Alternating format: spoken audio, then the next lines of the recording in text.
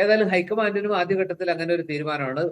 ഒരു M P മത്സരിച്ചാൽ ഒരുപാട് M പിമാർ ആ ആഗ്രഹം പ്രകടിപ്പിക്കും. അത് പിന്നെ വലിയ കൺഫ്യൂഷനിലേക്ക് പോകും, അത് വലിയ പ്രശ്നമാകും, അസംതൃപ്തിയാവും എന്നൊക്കെ വിചാരിച്ച് അത് ഒഴിവാക്കാൻ ശ്രമിച്ചു. ഒഴിവാകുന്നില്ല. സുധാകരൻ പിടിച്ച പിടിയാലെ നിൽക്കുന്നു. അതുപോലെ തന്നെ അടൂർ പ്രകാശും കോന്നിയിൽ മത്സരിക്കണം എന്ന തീരുമാനത്തിലാണ്. പക്ഷെ ഇവിടെ ഒരു പ്രധാനപ്പെട്ട പ്രശ്നമുണ്ട്. കെ സുധാകരൻ ഇപ്പൊ ഈ കണ്ണൂരിൽ മത്സരിക്കുന്നത്, കെ സുധാകരൻ പറയുന്ന സീറ്റ് കഴിഞ്ഞ 2 തവണയായിട്ട് കോൺഗ്രസിന് കിട്ടാത്ത സീറ്റാണ്. ഇപ്പൊ കെ സുധാകരൻ കണ്ണൂരിൽ മത്സരിച്ചാൽ ആ സീറ്റ് ഉറപ്പിക്കുമെങ്കിൽ കോൺഗ്രസിന് +1 ആണ്. ഇനി അടൂർ പ്രകാശ് കോന്നിയിൽ മത്സരിക്കാൻ ഏറ്റവും യോഗ്യനായ, ഏറ്റവും അനുയോജ്യനായ സ്ഥാനാർത്ഥി അടൂർ പ്രകാശാണ്. അവിടെ അടൂർ പ്രകാശിനാണ് ഏറ്റവും കൂടുതൽ വിന്നബിലിറ്റി എന്ന് സർവേകളിലൊക്കെ തെളിഞ്ഞിട്ടുള്ള കാര്യമാണ്.